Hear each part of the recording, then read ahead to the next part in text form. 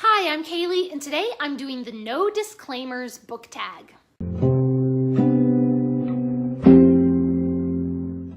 This tag was created by Catalyst Reads, and I will link their channel down below. But before we get into the tag, I want to make sure that you know that Books for MKs is a charity, and we donate books to missionary kids all over the world. If you want to donate to the kids, you can do so at gofundme.com. There's a link down in the description, there's a button at the end of this video, and a card right up here where you can donate to the kids. So whenever I do a tag, I like to print out the questions and write in my answers so I can really think about it. So here we go, question 1. Which trope or tropes in books annoy you the most? I thought about this, and I don't really have specific tropes that annoy me a lot. What annoys me is when they're badly done. Like, I don't even mind a love triangle as long as it's really well written and it's not like they just threw an extra character in there just to make it a love triangle, but all the characters are really fleshed out and really developed. Then I don't mind a love triangle because all the characters are good. So I don't really have a specific trope that I hate. I just hate it when it's badly written. Question number 2, which writer or writers do you feel are overrated or overhyped? I recently did a review of Ray Bradbury's Fahrenheit 451, which I will link up above and down below. I really think Ray Bradbury is overrated. I don't know why people think he's like this modern classic writer. I've read 3 or 4 Ray Bradbury books. I just kept trying to give him a chance, and finally after Fahrenheit 451, I was like, that is your last chance. I am breaking up with you, Ray Bradbury, because you stink.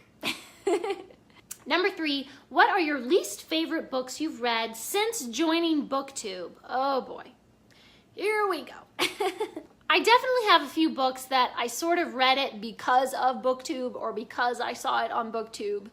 One of those is This One Summer. This graphic novel looks so cute, and I started reading it and it was just really crass.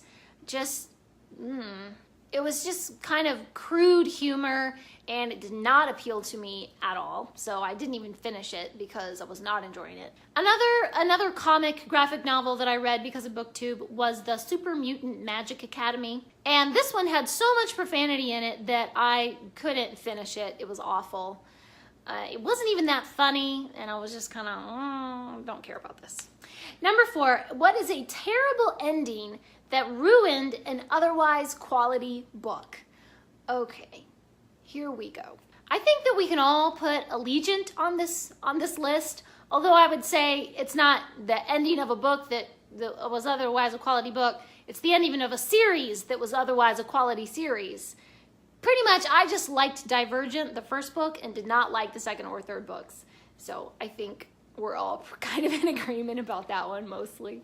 Another one that I wish had a better ending is Gone with the Wind. Gone with the Wind is famously just kind of left hanging. It's, you know, frankly, my dear, I don't give a... And he walks off into the mist, you know, and Scarlett is just left standing there saying, I'll go back to Tara. And whatever happens, like, does she go after him? Does she get him back eventually? Does he run off with somebody else? Do they ever meet again? It's just left hanging.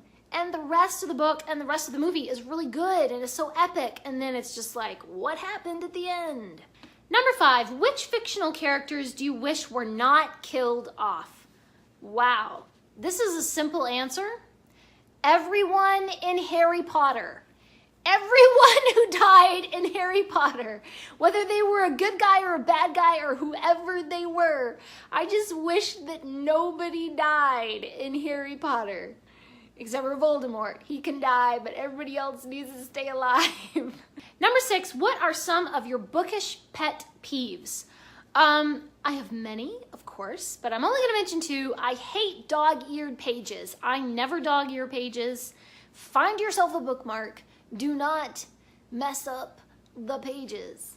And I really hate it when I get library books and I find a dog-eared page on a library book and I'm just like, no, what have you done? This isn't even your book. This book belongs to the library community and you've ruined it for everyone.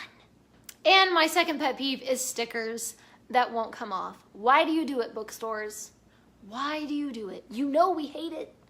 Why do you put on stickers that nobody can get off and it leaves a gummy residue and it's awful? Why? Number 7, what are some books you feel should have more recognition?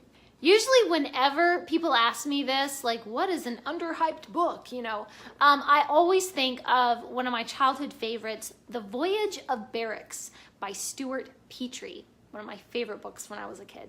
Another one that I think of is Louisa May Alcott is known, of course, for writing Little Women, but a lot of people don't know that she wrote a lot of really dark, sensational, chilling stories and some novellas and things, just the way that Jo does in Little Women. Jo starts off writing these really sensational stories about, murders and elopements and poison and all kinds of stuff.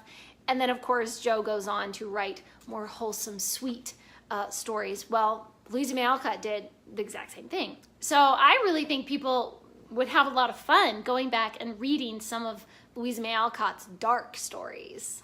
Another very well-known classic author is L. Frank Baum, who of course wrote the Wizard of Oz series, but a lot of people don't know that he also wrote under a pen name Edith Van Dyne. He wrote under a woman's pen name, and he wrote stories for young girls. One of the series that he wrote was the Aunt Jane's Nieces series. I'm on book 4 in the series, and I'm slowly going through. I found them for free on Gutenberg.com, and I'll leave that link down below, and I'm enjoying them so much. It's so fun, and it's so different from his Wizard of Oz series. You would just never know that it was the same author. And that is the no disclaimers book tag. Please leave me a comment down below and answer that last question for me. What do you think is an underrated or an underhyped book that you would like to draw more attention to? Bonus points if it's some kind of classic book. Thanks for watching. Please subscribe, and remember, the right book in the right hands at the right time can change the world.